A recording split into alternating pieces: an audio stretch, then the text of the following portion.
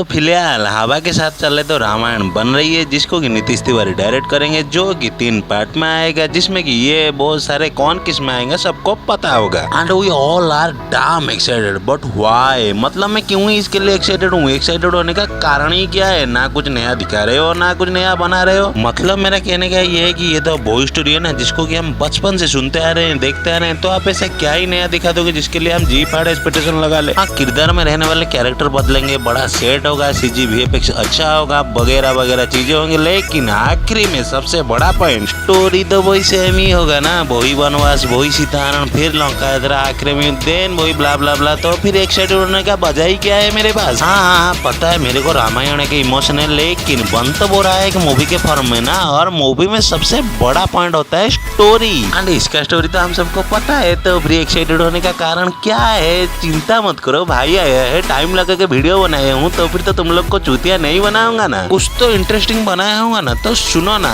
अगर ऐसा होता है कि रामायण की स्टोरी के ऊपर एक डिफरेंट टेक लिया जाता है, मतलब ऐसा माँ बहन वाला नहीं, पूरा अच्छे खासे तरीके से सोच समझ के पढ़ाई लिखाई करके रिसर्च करके एक अच्छा खासा टेक लिया जाता है अगर रामायण की स्टोरी के ऊपर, तो मतलब चीजें वही सेम होता है, कैरेक्टर वही सेम होता है, लेकिन दिखाने का या फिर करने का जो तरीका होता है वो थोड़ा अलग करते, तो देखने में मजा आता। समझ में नहीं आ रहा है ना? तो सुनो, सीता माता का हरण कैसे होता है वो हम सबको पता है कि रावण ब्राह्मण वेश में आता है, फिर भिक्षा मांगता है, उसके बाद उनको उठा कर ले जाता है। अगर उसी के जगह पर ऐसा होता है कि रावण जब भिक्षा मांगने के लिए आता है तो सीता माता उसको कैसे ना कैसे करके पहचान लेंगी, और सीता माता उनको भिक्षा देने के लिए नहीं जाएंगे, तो उस जगह पर रावण क्या करेगा? उनको फिर कैसे लेके जाएगा? तो रावण क्या करेगा, वो जो जगह नहीं होगा कुटीर का, उसको पूरा जड़ से उखाड़ के लेके चला जाएगा, और वैसे का वैसे ही लेकर उसको अशोक वाटिका में रखेगा। मजा आएगा ना सीन देखने में, और एक एक्सक्यूज भी मिल जाएगा सीता माता के कैरेक्टर को लेकर, उन पर जो लांछन लगा था। उसके बाद हम सबको पता है राम सेतु की कहानी, लेकिन राम सेतु के जगह पर अगर वो समंदर अलग हो जाता और समंदर के बीच में से ये लोग चल के जाते, तो